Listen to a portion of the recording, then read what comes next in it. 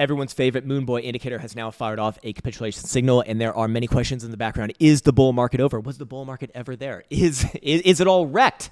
Is it all wrecked? My indicator said capitulation, so therefore price action must come down. And in today's video, I'll be going through all of the past iterations with this, the statistical analysis of these particular signals, historically, and then also, well, just a revisiting of the quarter statistics for this year, as well as other markets here too, because I do believe that the backdrop, the picture that we're looking at, that we have been constructing on this channel, is becoming more and more clear actually by the day, which is rather interesting. And I do really feel like it's going to be one of those times where, in history, we'll go back and look at it and just be like, why didn't I fucking recognize this? I'm a lobotomized moron, and maybe I should just end it all right now. Don't do that. Don't do that for real.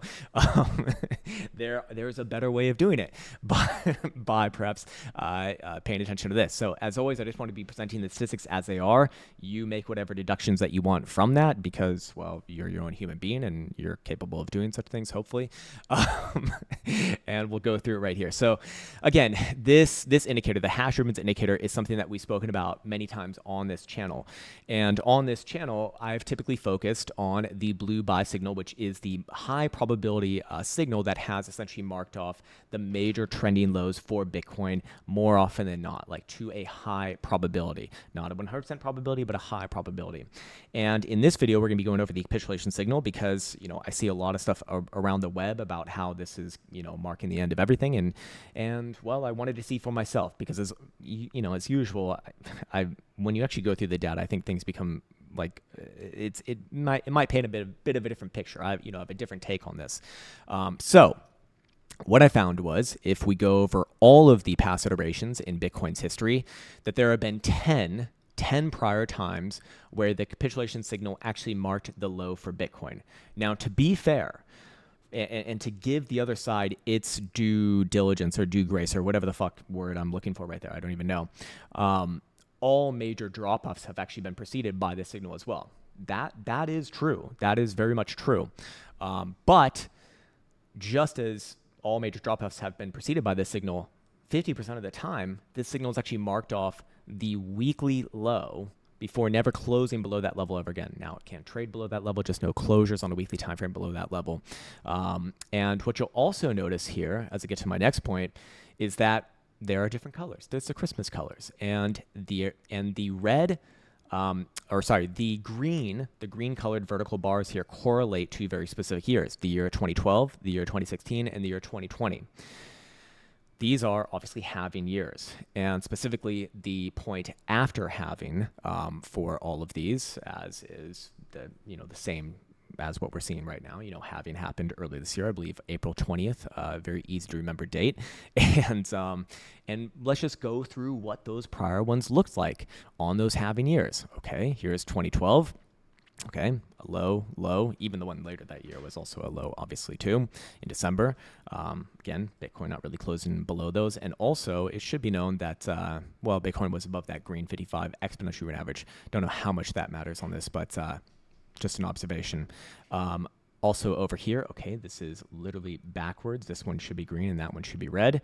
But for this particular iteration, we did see, again, low in August of 2016. Okay, very interesting in that halving year. Then again, in 2020, low and low on both of these. And of course, in March of 2020 as well. But the halving was actually after that. So, technically speaking, it wasn't, it wasn't at that time. And then right on over here, well, the halving happened again in April. And now we are in the month of October.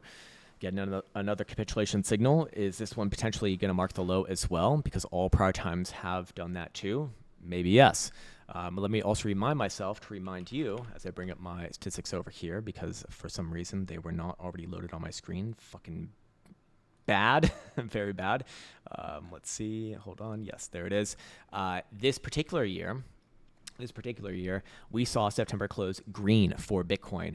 And whenever we've seen Bitcoin close green on September, Bitcoin has gone on for a green fourth quarter. Now, a green fourth quarter does not mean that each and every month of the fourth quarter, October, November, and December, are green. It just means that the totality of those 3 months adds up to green. what's interesting about this is that as of right now, well, hold on. Let me go to a color chart. That sounds racist. Not a color chart, just a green and red chart. We do see that October is red as of right now. So, if we're to go off of any of these other prior times, which has only happened 5 times in Bitcoin's history, but, it's just what we're working with. That's all that we got. Moy else is going to ballet practice or some shit. Some girl shit. Who the fuck knows? Yes, things can come down, I guess, again in November, but we would expect the fourth quarter by December to close north of $63,000, wherever this month opened up. Sorry, 63,350. So, this current move to the downside, is this more than likely an opportunity? Probably yes. Not guaranteed, but again, looking at probabilities, looking at statistics, it's most likely yes, especially with the way that I see a lot of altcoins going today and yesterday as well. We did a nice live stream yesterday. There was a lot of strong altcoins that were actually gunning for new highs. A lot of them also looking for pullbacks in the short term as well, but I think that we kind of just got that. Anyways, another topic for perhaps another video. Going back into it and going over, yes, okay, we got that. And going over the most recent 5-day closure, which I have on this chart right here. On CME.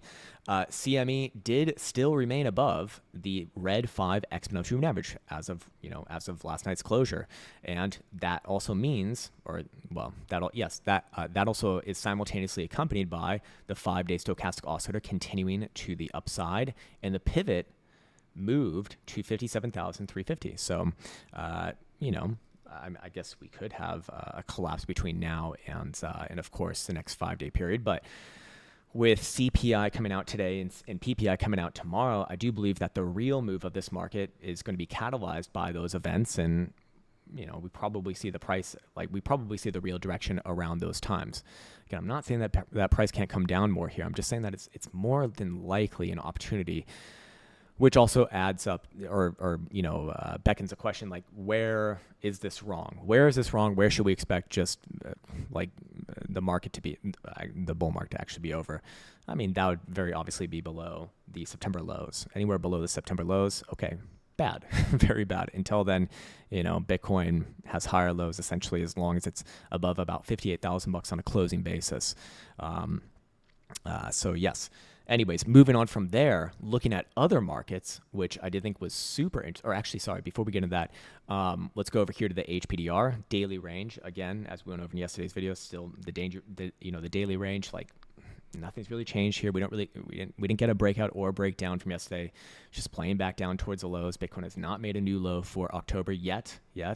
But with events coming out later today and tomorrow, I kind of expect Bitcoin to show its hand a little bit. If Bitcoin essentially just holds sideways here for a few days, I would look at that as generally a good signal for the boo laws to take over, maybe coming into next week, something like that. Again, it's around it's between the 3rd and 4th week of this month of October that we kind of expect Bitcoin to try its upside move if it, when that time comes around. So yeah, that gives us another 10 to maybe even 15 days, again, on average. Now, also, and until then, I still want to reiterate the importance of this overall range here, identified by the daily HPDR. Below 59,300 on a daily closing basis, okay, probably some problems, problems below there. By the same token, to the upside, above about 64,100 on a daily closing basis, I'd say, hey, this thing is, this thing is making its move now. So perhaps we see that today. Probably more than likely we see it actually tomorrow. One of the sides of this range break. But until then, I do think that is very revealing, once again, that traditional markets have made new fucking all-time highs. Wow, crazy. They even, actually, no, they have not made it again today, but yesterday they made new all-time highs. Not even getting a pullback to that gap fill, which was my concern from middle of September. So the market continues to just want more and more and more up. And generally, it's not, at least in my experience, not the best to be bearish on traditional markets or bearish on Bitcoin and bullish on traditional markets. Yes, traditional markets typically go longer on in the cycle than Bitcoin, but we do expect these things to be playing hand in hand more often than not. In this one, as we've been saying for a while, it's still up. I still think that traditional markets probably find a top sometime in 2025, not this year.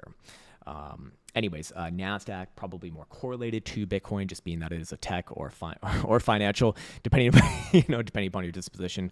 I do think it plays more as a tech, but even NASDAQ doing the same thing here as well, although not as strong as SPY, to be fair.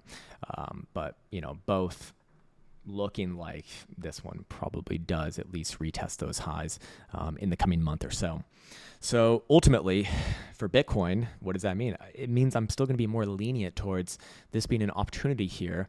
And again, kind of reiterating my stance at the beginning of this video, I do think that a lot of the time when we look at historical price action, we think, oh my God, it was so easy. Like, how did you not just hold through all of this?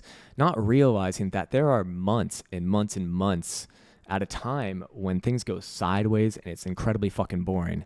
I mean, even in this, what ended up being a tremendously massive bullish market, you see two significant periods here, both this period of 200 days, so more than half a year of basically a tightening range, and then a quick pop followed by another basically another tightening range for another over a year and a half, pretty much right next to each other. I mean, this is not easy to actually hold through.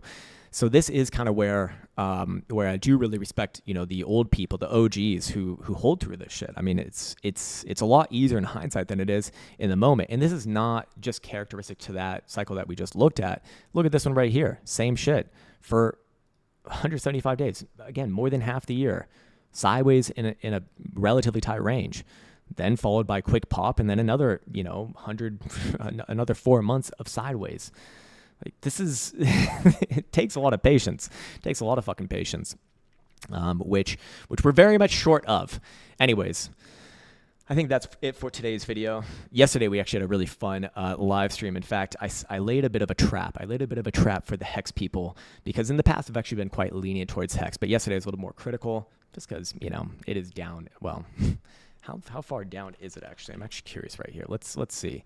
How far down is it? That's the real question. Down about 99.5%, and from its all-time highs, it is literally more than 20,000% away from its prior all-time highs. In the past, I've been very lenient towards it, and their community's actually been somewhat nice to me, I guess. But then in the past day, because I did, I was a little bit more critical here, called out a few more things. They went fucking nuclear on me on Twitter, just making up shit and all this stuff. But it was a trap at the end of the day. It's a trap just to see, because what's the biggest marker of a cult?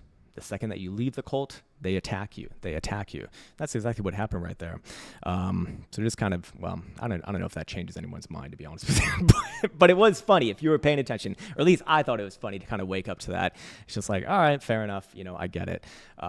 If you're not with us, you're against us. Okay, fair enough, man. I'm just calling out stats over here.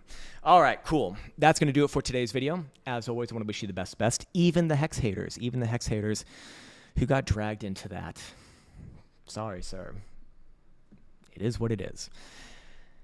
I'll be signing off on that note. As always, wish you the best. Take care, much love, and see you hopefully Friday with maybe even some new price action.